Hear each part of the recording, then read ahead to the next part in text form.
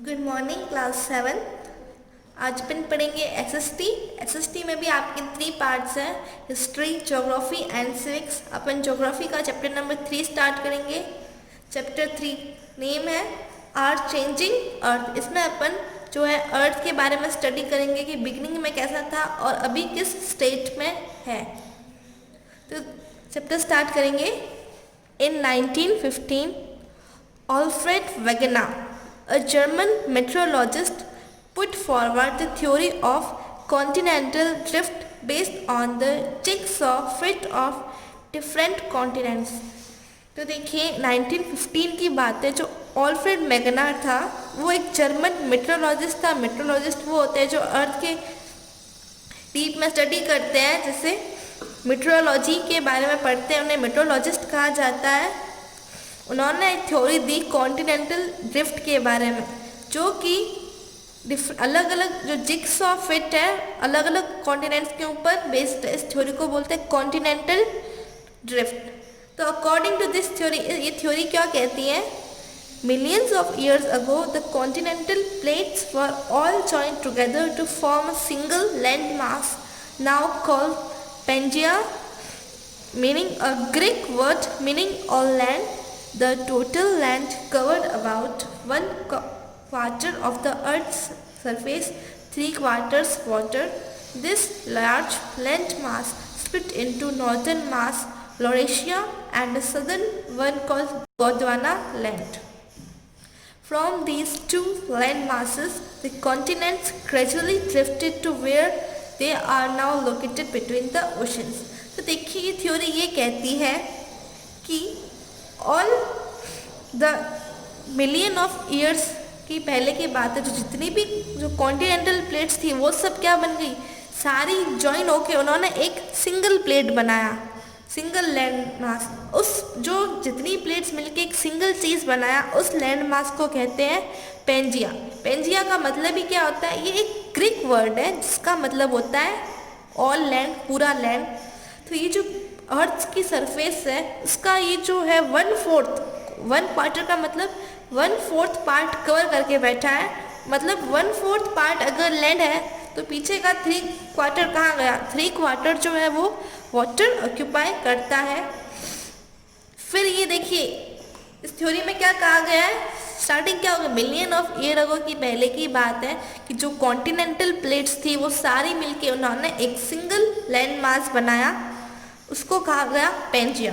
फिर देखिए आगे क्या हुआ, this large land mass split into northern. फिर जो ये लार्ज लैंड मास था ये आगे और स्प्लिट हुआ, टूटा। लैंड मास नदन जो नॉर्थ में लैंड मास था उसे लोरेशिया कहा जाता है, और सदर्न वन जो साउथ में था उसे गोदवाना लैंड कहा जाता है। तो from these two land masses, इन दोनों लैंड मासेस से जो कॉन्टिनेंट थे वो कहाँ ड्रिफ्ट हुए? ड्रिफ्ट का मतलब मूव हुए, जहाँ पे क्या वो ओशंस के बीच में आ सके। तो ये जो कॉन्टिनेंट्स ओशन के बीच में ड्रिफ्ट हो गए। फिर है लेटर वेगनर्स थ्योरी वाज प्रूव। तो देखिए पहले तो इसने ये थ्योरी दी, लेकिन फिर क्या हो गया, इस थ्योरी का प्रूफ माना गया, was prove by the discovery of new evidence such as the concept of sea flooring spreading. देखिए पहले थ्योरी दी जाती है, उसको प्रूफ भी किया जाता है, बिना प्रूफ के कोई थ्योरी मानी नहीं जाती है। तो ये थ्योरी क्या हुई, प्रूफ हुई, कुछ न्यू एविडेंसेस मिले। वो कॉन्सेप्ट, उसका कॉन्सेप्ट था sea floor spreading. Today the scientific theory describes the motion of the lithosphere. देखिए पहले की थ्योरी क्या थी, कॉन्टिनेंटल प्लेट्स मूव हुई, लेकिन अभी आज की अगर साइंटिफिक थ्योरी देखें तो वो क्या होता है, जो लिथोस्फीयर का मोशन होता है वो अपनी साइंटिफिक थ्योरी कहती है कि इसमें लिथोस्फीयर का मोशन होता है। According to this theory the lithosphere is broken into a number of plates known as the lithosphere plates. इस थ्योरी के अकॉर्डिंग क्या होता है कि जो लिथोस्फीयर है वो प्लेट्स में टूट जाती है, जिन्हें कहा जाता है लिथोस्फेरिक प्लेट्स। अर्थ की जो क्रस्ट होती है उसके अंदर देखिए कुछ large, small, rigid, irregularly shape rock plates होती है, जो क्या क्या कैरी करती है अपने साथ, कॉन्टिनेंट्स और ओशियन फ्लोर। इस थ्योरी को कहा जाता है थ्योरी ऑफ टेक्टोनिक प्लेट्स, जो कि क्या है 1968 में दी गई थी। Under the oceans the plates are about 5 kilometre thick and under the oceans about 35 kilometre thick. देखिए अंडर द ओशियंस के अंदर जो प्लेट्स कितनी है 5 किलोमीटर थिक है, और कॉन्टिनेंट्स के अंदर यही प्लेट्स क्या है 35 किलोमीटर थिक। अभी अपन ने कहा है कि ये जो प्लेट्स होती है अपने साथ ओशियंस और कॉन्टिनेंट्स को लेके आती है, ओशियन फ्लोर और कॉन्टिनेंट्स को अपने साथ लेके आती है। तो देखिए ओशियन के अंदर इसकी थिकनेस है 5 किलोमीटर और कॉन्टिनेंट्स के अंदर ये है 35 किलोमीटर थिक। फिर आप जैसे जैसे क्रस्ट के नीचे चले जाओगे वैसे वैसे टेम्परेचर क्या होता है, इंक्रीज होता है। तो जैसे जैसे आप गहराई में जाओगे वहाँ पे टेम्परेचर इंक्रीज होता है। So the rocks of the mental, तो देखिए जो मेंटल लेयर है उसके जो वहाँ पे जो रॉक्स होंगे वो मोल्टन स्टेट में होंगे, मतलब सेमी सॉलिड होगा वो, उसे मैग्मा कहा जाता है। मैग्मा के अंदर मैग्मा होगा क्या, मैग्मा के अंदर देखिए क्या होगा, हॉट गैसेज होगी, जो कि क्या बिल्कुल हाई प्रेशर पे हॉट गैसेस होगी, वो मैग्मा के अंदर होता है। तो मैग्मा क्या होता है, dissolve hot gases at high pressure. There is more pressure due to overlying rocks. देखिए उसके ऊपर क्या होते हैं, कुछ रॉक्स होते हैं, तो उनके कारण प्रेशर और भी ज़्यादा बढ़ जाता है। तो देखिए एक बैलेंस सा मेंटेन हो गया है। देखिए ऊपर फोर्स अलग काम कर रही है, नीचे फोर्स अलग काम कर रही है, तो दोनों का क्या हो गया है, टोटली बैलेंस हो चुका है, हीट और प्रेशर का बैलेंस हो गया। डेट इज वाई, देखिए जब दोनों फोर्सेस का बैलेंस हो गया इसीलिए वो क्या हो गई, जो अर्थ की जो क्रस्ट लेयर है वो एक्सप्लोड नहीं होती, फटती नहीं, क्योंकि देखिए ऊपर भी प्रेशर लग रहा है नीचे भी प्रेशर लग रहा है, इसलिए दोनों बराबर हो गया। तो यही कारण है कि जो अर्थ की जो क्रस्ट है वो अभी तक फटी नहीं है, कि वो जो अर्थ की क्रस्ट है वो एक्सप्लोड नहीं होती है। अब अपन पढ़ेंगे the temperature inside the earth increases with depth. तो देखिए आप जैसे जैसे डेप्थ में जाएंगे वैसे वैसे टेम्परेचर क्या होता है, इंक्रीज होता है। इसकी एवरेज इंक्रीज होने की एवरेज रेट ये है कि अगर आप 32 मीटर डेप्थ में गए तो 1 डिग्री सेल्सियस टेम्परेचर राइज होगा।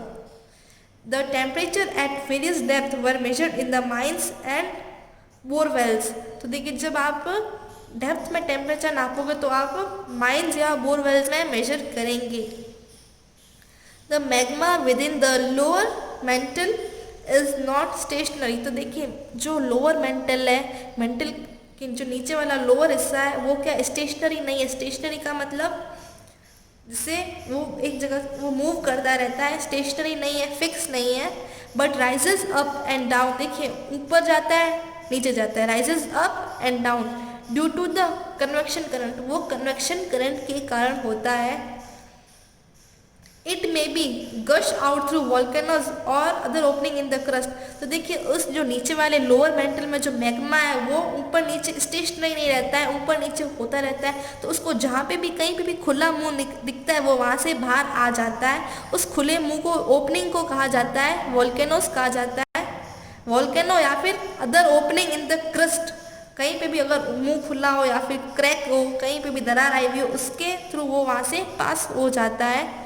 The plates holding the ocean floor and the continents and the upper mantle float on the lower part of the mantle। तो देखिए जो प्लेट्स है ओशन फ्लोर और कॉन्टिनेंट्स को जो होल्ड करके बैठी है वो देखिए कहाँ पे फ्लो हो जाती है। इतना जो मेंटल का जो लोअर मोल्टन पार्ट है मेंटल का वो इतना किलोमीटर थिक है। अब जो ये प्रोसेस होता है ये पूरे अर्थ की प्लेट्स के बारे में बताता है, इस पूरे मूवमेंट को बताता है, उसे कहा जाता है plate tectonics. The dynamic process which determine the movement of the crust plates are powered by the mantle and are called plate tectonics. तो देखिए अपर मेंटल जो फॉर्म है वो किसकी फॉर्म है, विशियस मैग्मा। विशियस मैग्मा मतलब जैसे उसकी विस्कोसिटी बहुत ज़्यादा हाई है। विस्कोसिटी जैसे आपने हनी देखा है, एक तरफ आप हनी ले लो, एक तरफ आप पानी ले लो, तो अगर आपने पानी को गिराया तो पानी क्या हो जाएगा, फ्लो हो जाएगा, बह जाएगा। लेकिन अगर आपने हनी को नीचे गिराया तो हनी क्या होगा, नहीं फ्लो होगा, वो काफ़ी धीरे धीरे फ्लो होगा। तो तो वो जो प्रॉपर्टी होती है उस मूवमेंट, उसके मूवमेंट को रेजिस्ट करती है, उसके मूवमेंट को स्टॉप करती है, उसे विस्कोसिटी कहा जाता है। तो देखिए नीचे वाली साइड में विशियस मैग्मा होता है and the plate float over this vicious magma, और जो प्लेट है उस विशियस मैग्मा के ऊपर फ्लोट करती है। इसका मूवमेंट क्या होता है, काफ़ी स्लो होता है, वो विस्कोसिटी के कारण होता है। और ये जो प्लेट्स क्या करती, कांस्टेंट मोशन करती है। तो देखिए जब ये कांस्टेंट मोशन करेंगे तो क्या बनेगा, कॉन्टिनेंट और ओशियन बेसिन्स बनेंगे। तो फिर अपन पढ़ेंगे अर्थ मूवमेंट्स, अर्थ के मूवमेंट के बारे में पढ़ेंगे।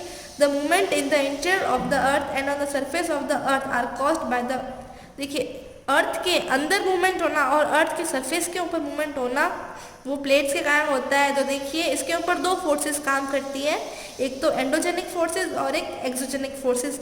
एंडोजेनिक फोर्सेस का मतलब अंदर, एंडो मतलब अंदर, जो फोर्सेस अर्थ के इंटीरियर में काम करेंगी वो एंडोजेनिक फोर्सेस, जो फोर्स क्या अर्थ की सरफेस पे काम करेगी उसे कहा जाता है एक्सोजेनिक फोर्स। तो अपन इसे एक चार्ट के थ्रू समझेंगे। तो देखिए एंडोजेनिक फोर्सेस क्या प्रोड्यूस कर सकती है, एंडोजेनिक फोर्सेस मतलब वो अंदर की साइड लग रही है तो वो क्या प्रोड्यूस करेगी, वो काफ़ी अचानक होती है और वो काफ़ी स्लो प्रोसेस है। जबकि जो एक्सोजेनिक फोर्स क्या करेगी, अर्थ की सरफेस पे खतरनाक वाला डिस्ट्रक्शन ला सकती है एक्सोजेनिक फोर्स। तो देखिए अर्थ की मूवमेंट दो टाइप में बांटा गया, exogenic force, endogenic force. Endogenic अचानक भी हो सकती है और कंटिन्यूस लगातार भी हो सकती है। अगर अचानक आता है जैसे अर्थक्वेक आता है या फिर लैंडस्लाइड आता है या फिर कभी वोल्केनो आता है तो वो क्या है, अचानक आ जाता है। फिर कुछ क्या है कंटिन्यूस जो लगातार आ रहे हैं जैसे माउंटेन्स है, ये क्या है कंटिन्यूस फोर्स के कारण हुआ है। फिर एक्सोजेनिक फोर्स का क्या था कि वो अर्थ के ऊपर डिस्ट्रक्शन ला सकता है, तो वो क्या लाएगा, देखिए इरोजनल एंड डिपोजिशनल ला सकता है, जैसे रिवर है, विंड, सी वेव्स और ग्लेशियर्स।